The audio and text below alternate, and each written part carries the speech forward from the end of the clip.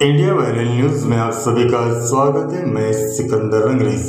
जलगांव शहर के सम्राट कॉलोनी इलाके में रविवार दोपहर पुरानी रंजिश को लेकर दो युवकों के बीच हुई हिंसक झड़प में एक व्यक्ति की मौत हो गई, दूसरा गंभीर रूप से घायल हो गया।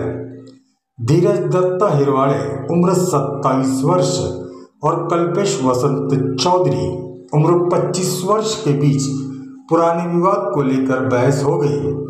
बहस इतनी बढ़ गई कि दोनों ने एक दूसरे पर धारदार हथियार से हमला कर दिया। हमले में धीरज हिरवाले के सीने में चाकू के गहरे वार से वो गंभीर रूप से घायल हो गया। उसे तुरंत जलगांव जिला सरकारी अस्पताल में भर्ती कराया गया, जहां इलाज के दौरान उसकी मौत हो गई। वहीं कल्पेश चौधरी के सर और गर्दन पर गंभीर चोटें आई है, उसका अस्पताल में इलाज चल रहा है। कल्पेश की हालत गंभीर बताई जा रही है। आप देखते रहिए इंडिया वायरल न्यूज। हमारे चैनल को लाइक शेयर सब्सक्राइब जरूर करें। सर नेमकी काय घटना आहे त्या तरुणाचा खून झाला जळगाव शहरामध्ये? जळगाव शहरातील MIDC पोलीस स्टेशन हद्दीमधील सम्राट कॉलनी येथील दोन तरुणांमध्ये आपसी वादातून एकमेकांवर चाकूचा हल्ला झाला। त्याच्यातून एक जण मयत आहे, दुसरा जण पण आता सिरियस आहे। सध्या सिव्हिल हॉस्पिटल येथे तो ॲडमिट असून त्याच्यावर उपचार सुरू आहेत। मयताचं नाव धीरज हिवराळे आहे आणि ज्याच्यासोबत त्याचा वाद झाला तो कल्पेश चौधरी असे दोघं जण आहेत। कल्पेश चौधरीची देखील प्रकृती चिंताजनक सांगण्यात येत आहे। त्याला आता CT स्कॅनला वगैरे नेलेलं आहे। तर नेमकं वादाचं कारण काय होतं? यांच्यामध्ये हे एकाच एरियामध्ये राहणारे आहेत।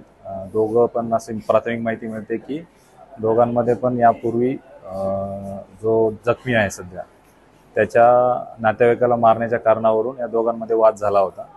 दोघांच्या वादातून MIDC पोलीस स्टेशन येथे एप्रिलमध्ये एक गुन्हा दाखल आहे। त्याच्यामध्ये दोघांवर देखील प्रतिबंधात्मक कारवाई करण्यात आलेली होती। तसेच यातील जो मयत आहे धीरज हिवराळे त्याच्यावर देखील जून महिन्यामध्ये आरमॅकचा गुन्हा दाखल करण्यात आलेला आहे।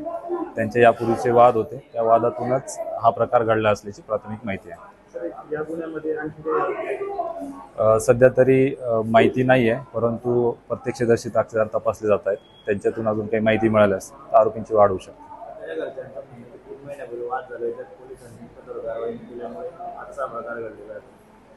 त्यांच्यामध्ये एप्रिल महिन्यामध्ये गुन्हा दाखल आहे, तेव्हा प्रतिबंधात्मक कारवाई करण्यात आलेली आहे। यातील जो कल्पेश चौधरी आहे हा देखील 2 ते 3 महिन्यापासून नाशिक या ठिकाणी कामाला असल्याची माहिती आहे। तो कालच या ठिकाणी आलेला होता आणि तो आज पुन्हा नाशिक येथे जाणार असल्याची माहिती होती, परंतु हा वाद नेमका आज कशातून झाला याची तपासणी सुरू आहे।